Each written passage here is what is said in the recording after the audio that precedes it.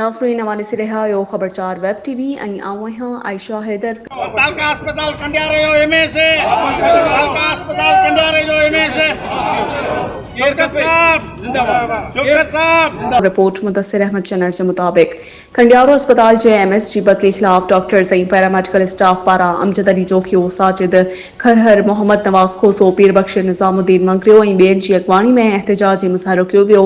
उन मौके ते एहतजाज कंदड़न कडीयारो अस्पताल के एमएस डॉक्टर शोकत मेमण की बदली वापस कराई वने।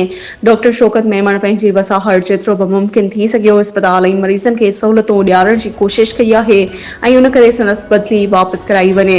हुनन सूबाई वज़ीर सिहत doctor Azra Pechuho DG health secretary health का मुतालबो किया त एमएस की बदली वापस कराए बेचैनी खत्म कई वने न त बी सूरत में एहतजाज जो दायरो वधायो वेंदो।